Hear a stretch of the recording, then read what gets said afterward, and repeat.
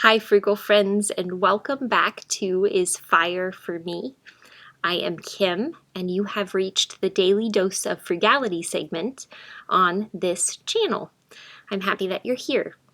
We are currently reading 365 Ways to Live Cheap, which is a fun book that gives quite a few strategies that you can incorporate in your life if you're looking to be a bit more frugal. We're right now in this first section, the 10 biggest tips for living cheap. We've worked our way through the first 8. 1 is to take little steps, not big ones. 2 is realize that you're not alone in this journey. 3 is spend less than you earn. 4 is calculate how much you really make. 5 is record every penny you spend for a month. 6 is master the 10-second rule. 7 is master the 30-day rule. 2. 8 is keep track of your progress, and today we are on number 9, which is talk about your money, especially with your partner. Many couples and families have a chaotic approach to money, with each person doing their own thing financially without understanding their partner's goals, desires, and challenges. Often this results in partners hiding information from each other, such as high credit card statements, other debts, and this not only damages a family's financial situation, but can also damage a marriage. Take the time to sit down for an hour every month or two and go through your complete financial picture with your partner, including both your successes and mistakes. Plan goals together and actively support each other. If you are single, identify a money buddy whom you can be similarly open with. You can support each other in making good spending and financial choices and offer each other advice in difficult situations. So number 9, talk about money, especially with your partner.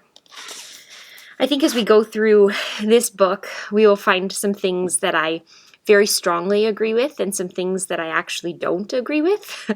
And I think number 9 is something where I'm kind of in the middle. So I do think that it's really important that you and someone that you're in relationship with have conversations about money and finances. And I think that it's important that you're on the same page, not with where you're headed necessarily, but with like the path that you're on. So for some couples, putting their finances together doesn't make any sense. It doesn't make sense for them to do that. It's not something that works for them. And so they maybe have separate finances and they have separate financial goals and objectives. Maybe one person really, really wants to retire early and have financial independence, and so they're on that path. And the other partner maybe doesn't want that. Maybe they are fine working for however long they would like to work. Maybe they're in a really fulfilling career and they don't have any plans to leave that career. And so for them, it might make more sense to spend money. So I think what's really important is that you have open communication about money, not that both of you are squirreling away your little, money nuts for the future, but that you're respectful of each other's plan and that you understand where each person is coming from. I think for Jesse and I, we have shared finances. We have a shared financial goal. I still think Jesse is definitely much more interested in finances and financial things and money than I am. I want to know that I have financial security, as in if I wasn't able to contribute financially for 6 months, we would still be okay. If Jesse wasn't able to contribute financially for 6 months, maybe longer, we would still be okay. I like to have an emergency budget or emergency fund so that if we do run into trouble, I know that we have some money squirreled away for that. And I like to know that we're headed someplace that has meaning for both of us. So I think having those initial conversations are really important to make sure that each of you knows kind of what the other person is looking for in life financially.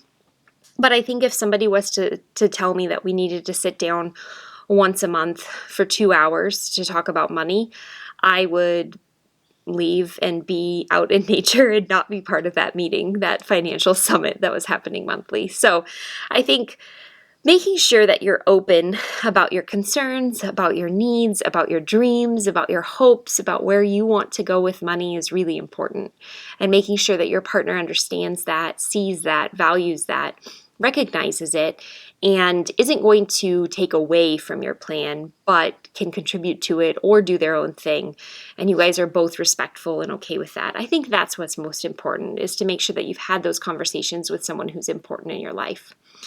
When it speaks to those who maybe aren't paired up in a relationship where it would make sense to talk about money, I do think sometimes if you have someone that you want to have these conversations with, that's great. If you have someone, say you have a really big goal and you're having trouble meeting it, and you need someone that can kind of encourage you and help hold you accountable if that's something you're looking for, and really just kind of boost you up and keep you going.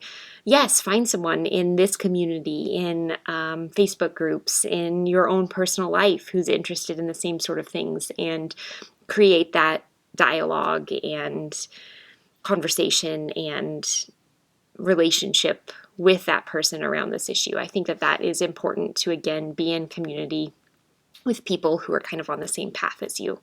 So there's my 2 cents on this topic. Of course, comment below if you have thoughts, or if you have, personal stories of how this has worked with the people in your life. And I will see you back here tomorrow for another daily dose of frugality.